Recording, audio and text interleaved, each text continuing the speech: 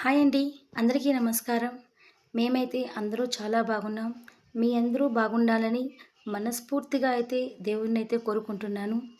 ఈరోజైతే మా ఇంట్లో అమావాస్య పూజ అనేది చేసుకున్నాము. అది ఏ విధంగా చేసుకున్నాము, ఏమి అనేది మీకు చెప్పాలని అనుకుంటున్నాను. అందువల్ల ఈ వీడియో మీ ముందుకు తీసుకొస్తున్నా. మా ఆయనైతే మార్నింగ్ మార్నింగ్ స్నానం చేసుకొనేసి ఇల్లంతా క్లీన్ చేసి పెట్టేశాను. మా ఆయన అయితే దేవునికి ఇంకా పూజ చేస్తాము అని అన్నీ రెడీ చేసుకుంటున్నాడు. యాక్చువల్‌గా ఇంటి బయట మేమైతే గుమ్మడికాయ కట్టినాము కానీ, అదైతే కొద్దిగా డ్రై అయిపోయినట్టుండింది. అది నేనైతే గమనించుకోలేదు. మా ఆయన అయితే చూసి చెప్పినాడు, గుమ్మడికాయ కట్టిందంతా వేస్ట్ అయిపోయింది అని చెప్పిన దానికి మేమైతే మార్కెట్‌కి వెళ్ళినప్పుడు గుమ్మడికాయ తీసుకువచ్చినాము. అది తీసుకొచ్చి ఇంక దానికంతా మా ఆయన శుభ్రంగా చేసి పసుపు, కుంకుమ బొట్లు పెట్టినాడు. ఇంక అది పెట్టి పూజ చేయాలి కాబట్టి ఆయనైతే దీపం వెలిగిస్తూ ఉన్నాడు. మేమైతే దీపంనైతే ఏకహారతిలో ఆయన వెలిగిస్తున్నాడు. మన ఇంట్లో అయితే దీపం అనేది ఇంటి యజమాని అంటే మగవారైతే దీపం వెలిగించాలంట. యాక్చువల్‌గా నేను కాదు, యూట్యూబ్‌లో అయితే చూసినాను నేను.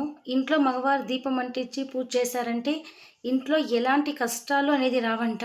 బట్ నేనైతే పూజ చేస్తూ ఉంటాను.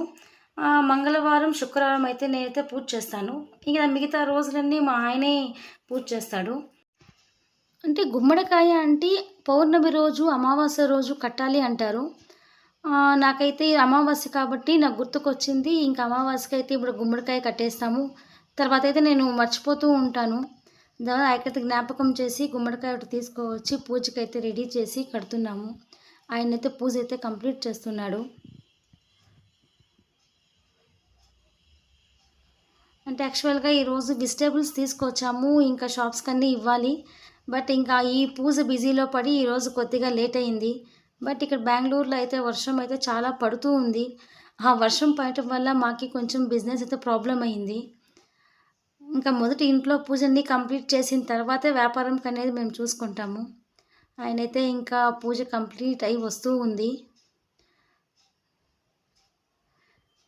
పూజ అయితే కంప్లీట్ అయింది. ఆయనైతే మంగళారతి ఇస్తున్నారు.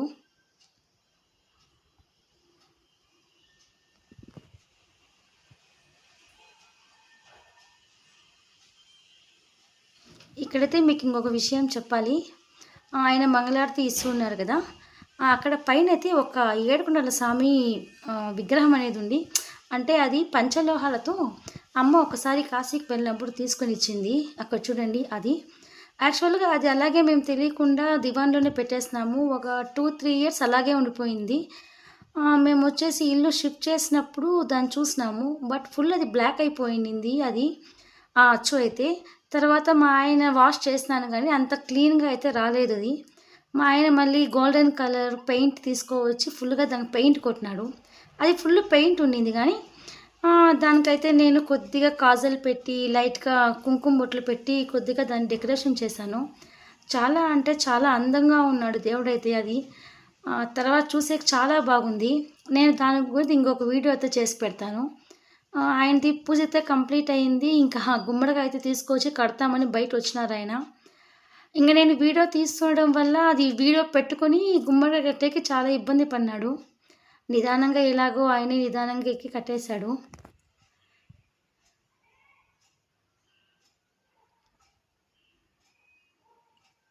అది చాలా వెయిట్‌గా ఉంది గుమ్మడికాయ అయితే. పర్వాలేదు. చూస్తాము ఎక్స్‌ట్రా దారం తీసుకొచ్చి మళ్ళీ దానికి ముడైతే వేసినాడు. తర్వాత చివరిగా అయితే నిమ్మకాయ తీసుకొచ్చి ఈరోజు అమావాస్య కదా! నిమ్మకాయతో దిష్టి తీసి కొడతాము అని చెప్పినాడు. సో, నిమ్మకాయ తీసుకొచ్చి దిష్టి తీస్తూ ఉన్నారాయన.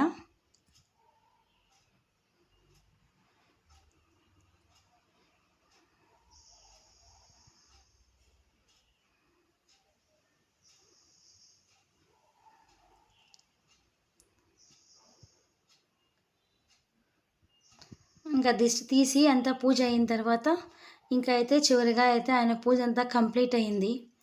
ఇంకా ఆయన కోరుకునింది దేవుని మొక్కుని పూజ అయితే కంప్లీట్ చేసుకున్నాడు. ఫ్రెండ్స్, ఈ వీడియో కనుక మీకు నచ్చినట్లయితే లైక్ చేయండి, షేర్ చేయండి.